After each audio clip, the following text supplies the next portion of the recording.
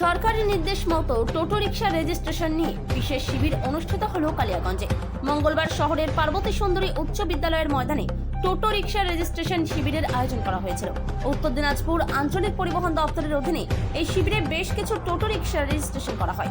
তবে কালিয়াগঞ্জের অধিকাংশ টোটো রিকশা চালক এই রেজিস্ট্রেশন শিবিরে আসেইনি, ফলে টোটো রেজিস্ট্রেশনের প্রত্যাশা পূরণ হয়নি। পরিবহন দপ্তর, ট্রাফিক পুলিশের পাশাপাশি এদিন টোটো রিকশা রেজিস্ট্রেশন শিবিরে দেখা যায় আইএনটিটিউসির শহর সভাপতি অমিত দেবগুপ্তকে। টোটো রেজিস্ট্রেশন করতে এক লটে কিছু টাকা জমা দিতে হচ্ছে। টোটো চালকদের মূলত দিন আনা দিন খাওয়া অবস্থা, অনেকেরই রেজিস্ট্রেশন করার মতো টাকা হাতে নেই। তাই রেজিস্ট্রেশনের সময়সীমা 1 মাস বৃদ্ধি করবার জন্য প্রশাসনের কাছে ইতিমধ্যেই দাবি জানিয়েছে আইএনটিটিউসি। আজ এখান থেকে করা হচ্ছে, আগামীতে বাংলা সহায়তা কেন্দ্র থেকে করতে পারবে। আগামী 30শে নভেম্বরের মধ্যে সম্পূর্ণ করতে হবে বলে জানান আইএনটিটিউসির সভাপতি অমিত দেবগুপ্ত। আমার নাম অমিত দেবগুপ্ত, আমি আইএনটিটিউসির কালিয়াগঞ্জ টাউন সভাপতি।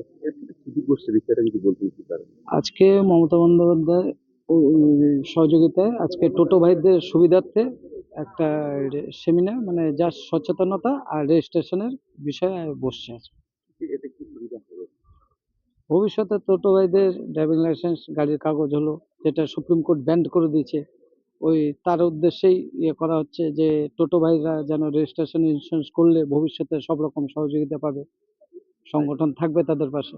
এটা কয়দিন ধরে চলবে, কবে থেকে শুরু হলো? এইখানে আজকেই হবে। তারপর বিএসকে বাংলা সহায়তা কেন্দ্রে বা গাড়ির যারা অনার আছে তাদের কাছে গিয়ে কাগজগুলো করাতে হবে। আচ্ছা, এটা কতদিনের মধ্যে সম্পূর্ণ করতে হবে? 30শে নভেম্বর অব্দি। আজকের দিনে সহায়তা ক্যাম্প হলো। আজকের জন্য জানানোর জন্য। কেমন টোটো চালকদের উৎসাহ দেখলেন? উৎসাহ কিছু কিছু হচ্ছে, মানে প্রথম তো চালু হলো, একটু কিছু লোক জানতে আসলো, টাকা পয়সার ব্যাপার আছে, ওরা যোগাযোগ করবে, যোগাযোগ যন্ত্রণা করে আসবে, ধীরে ধীরে হচ্ছে। ধীরে ধীরে হবে।